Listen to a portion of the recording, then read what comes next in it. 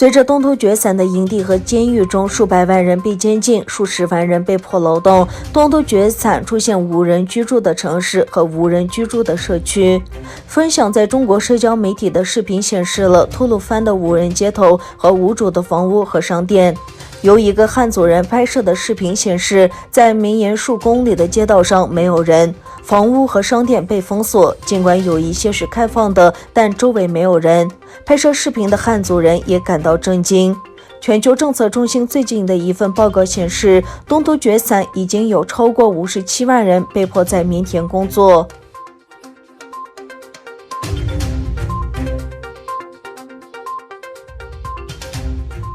自12月18日以来，居住在伊斯坦布尔的维吾尔族青年就一直聚集在中国驻伊斯坦布尔总领事馆前，要求当局提供其在东突厥散集中营拘留的父母和亲情的信息。但是中国当局不仅不接受他们的申请书，而是给他们发出了威胁信。这份信要求他们停止所谓的分裂活动，不要使用东突厥散一词。中国在东突厥散的种族和宗教压迫已达到种族灭绝的程度。有关中国压迫的新数据每天都在出现。最近，美国国际政策中心发布的一份报告显示，成千上万的维吾尔人被迫在棉田工作。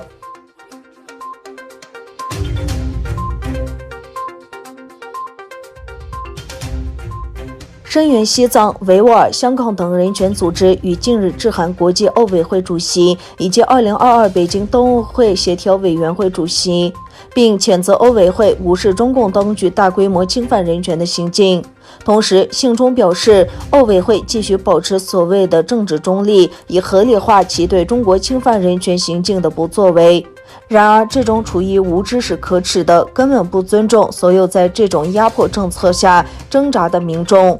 龚开兴指出，他们在过去数十年期间多次向奥委会提交证据，关于中共当局如何侵犯藏人、维吾尔穆斯林群体等基本人权。然而，奥委会却没有对此采取行动，反而对中共大规模侵犯人权的行径视而不见。与此同时，信中表示，历史已经向我们表明，国际奥委会已经做了积极的决定，继续保持所谓的政治中立，以合理化其对中国侵犯人权行径的不作为。然而，这种处以无知是可耻的，根本不尊重所有在这种压迫政权下挣扎的民众。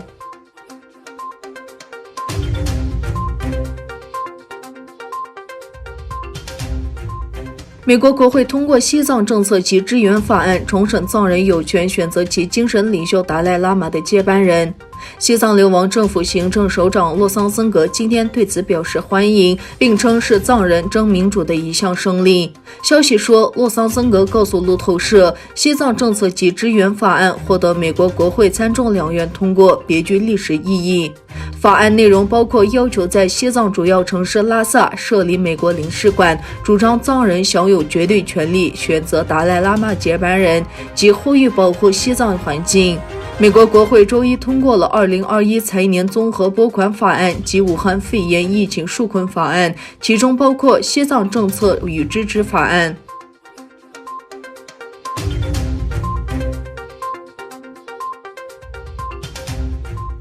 涉嫌违反国安法被香港警方通缉的罗冠聪向英国申请政治庇护。中国外交部新闻发言人王文炳表示，坚决反对任何国家、组织和个人以任何方式干预香港事务、干涉香港司法、出于政治目的包庇违法犯罪分子。王文炳周二在外交部例行记者会上说，不管反中乱港分子如何祈求外部庇护，他们的结局只有一个，就是彻底失败。前香港众志常委罗冠聪此前因宣誓风波被剥夺立法会议员资格。今年6月底，香港民主人士罗冠聪在国安法实施前离开香港。